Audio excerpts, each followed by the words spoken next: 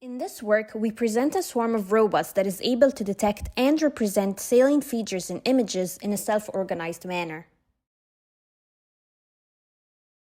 Detecting and representing salient features allows us to use a fewer number of robots to represent shapes rather than robots filling the whole shape. We use kilobots as the swarming robots, and we project an image onto them via an overhead projector. The robots use local and environmental interactions to detect salient features. We did experiments on a swarm of up to 300 real robots as shown here. We also did experiments with large swarm sizes in simulation, which enabled us to create animations such as the blinking eye shown here.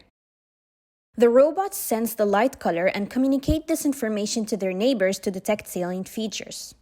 There are 3 states that the robots can be in. The first is random walk, where robots move randomly with their LED color corresponding to the light color sensed.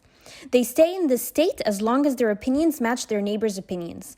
If their opinions are conflicting with their neighbors' opinions, that means that they detected a salient feature and they stop, turning their LED to red and changing their state to edge.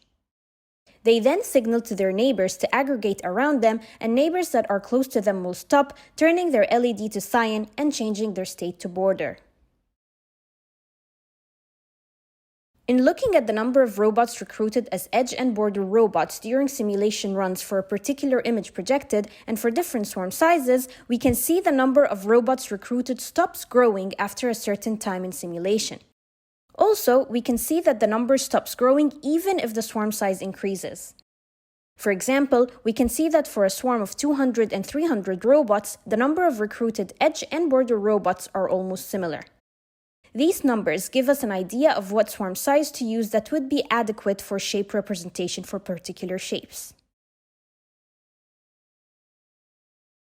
Neighbors respond and approach the edge robots if they are within a certain distance to edge robots. Increasing or decreasing this distance allows us to control the edge thickness created by robots. Finally, we were able to test the adaptability of the system by changing the image projected mid-simulation and observing the robots adapting by reconfiguring themselves to the new image.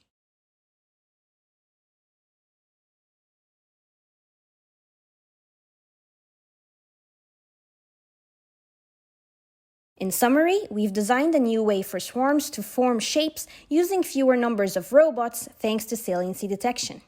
We can change the width of the lines, scale to larger numbers of robots, and the result is adaptable to changes in the shape.